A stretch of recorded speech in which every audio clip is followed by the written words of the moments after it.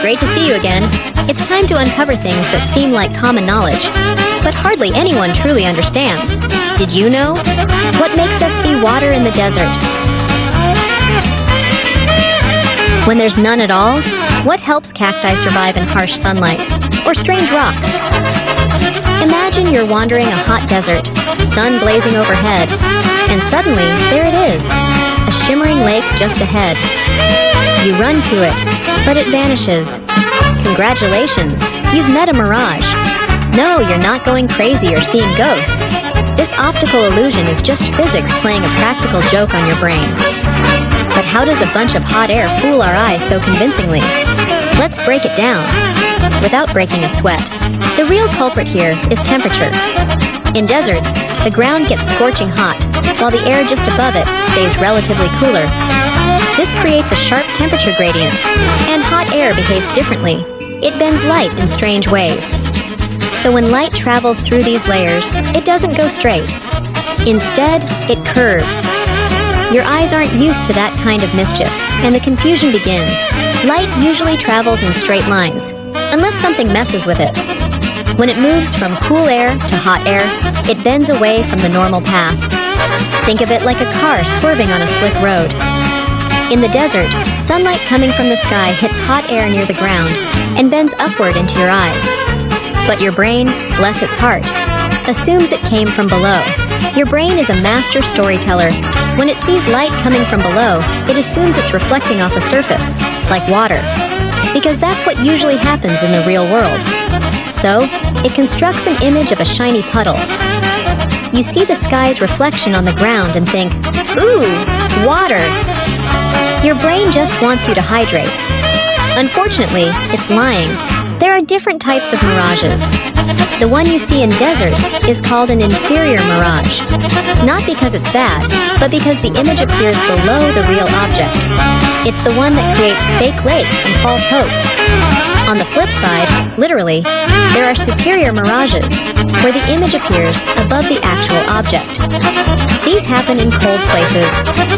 Yes, even the Arctic has mirages. You don't need to be in the Sahara to see a mirage.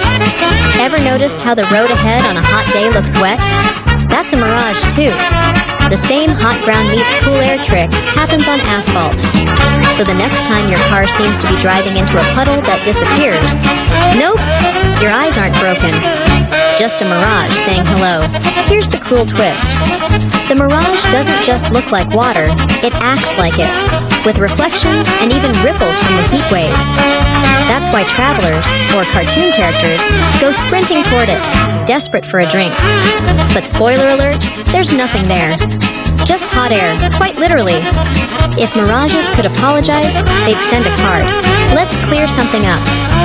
A mirage is not a hallucination. You're not seeing things that don't exist. Well, sort of. A mirage is a real image caused by real light bending. A hallucination, on the other hand, is all in your mind. So yes, everyone around you can see the same mirage. You're all being tricked together. Isn't science romantic? Ready for an upgrade? Meet Fata Morgana, the boss of mirages. This one stacks multiple images on top of each other.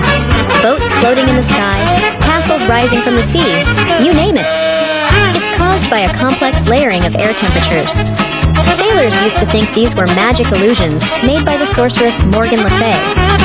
We now know it's just layers of hot and cold air playing Tetris, besides fooling thirsty wanderers and confusing drivers. Mirages remind us of how easily our senses can be tricked. They show that what we see isn't always what's real, a valuable lesson in both science and life. So next time you spot a shimmering oasis on a hot road, wave and say, "Nice try, physics." Then keep walking. Your brain means well. Deserts are hot, dry, and unforgiving. Not exactly the best place for a plant to hang out, right? But somehow, cacti are out here thriving like it's a tropical vacation. How do they do it?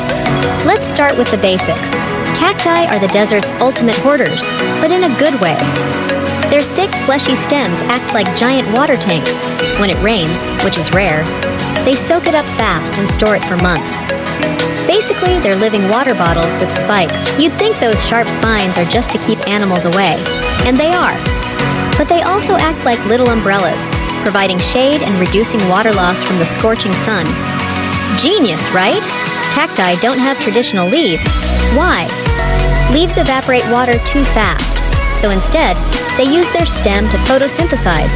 You know, the process plants use to make food. They're multitasking pros. A cactus has a waxy, thick outer layer that keeps moisture inside and heat outside. Think of it as a built-in sunscreen and raincoat combo. It's desert fashion, but functional. Some cacti grow deep roots to reach underground water. Others spread roots wide just under the surface to catch any bit of rain. Either way, they make sure no drop goes to waste. Cacti take their sweet time to grow, but that's the plan. Slow growth means less energy and water needed. It's like being on energy-saving mode, forever. Even in harsh conditions, cacti bloom with bright flowers. But only when it's just right, usually after rain. It's nature's way of saying, "Surprise, I still got it." Cacti are tough, but they're not superheroes. Too much cold, human interference, or being overwatered, yes, seriously, can still kill them. Respect the spike. Cacti are living proof that with the right tools and attitude, you can survive even the harshest conditions. So next time you're feeling a little dry and prickly, channel your inner cactus. Imagine walking through a desert and bumping into a giant rock shaped like a mushroom, or a stack of boulders that looks like they're playing Jenga. Nope, you're not dreaming. These bizarre desert rocks are very real, and nature's been sculpting them for ages. Think of wind as a sculptor with a wild imagination and a sandblaster. Over millions of years, wind hurls sand at rocks, slowly carving them into odd shapes. It's like erosion by 1,000 paper cuts, except each cut is a grain of sand. You'd be surprised, but occasional rainstorms help shape rocks too. Water seeps into cracks, then expands when it freezes. Yes, even deserts get cold at night.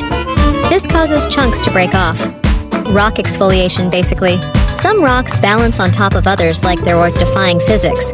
But really, it's gravity doing its slow work, pulling, cracking, and shifting things over millennia until a rock just happens to sit perfectly still. For now, anyway. Those rocks with skinny necks and wide heads, they're called mushroom rocks. The lower part erodes faster than the top, leaving the whole thing looking like nature tried stand-up comedy and made a mushroom pun. Tall, spindly rock towers with strange caps? Meet hoodoos. They form when soft rock underneath erodes faster than the hard rock on top. The result? Stone pillars that look like they belong in a fantasy movie. Many desert rocks are made of different layers of stone.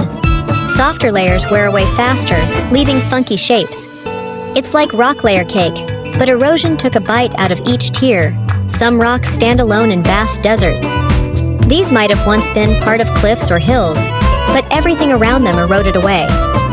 Now they look like introverted boulders just minding their business.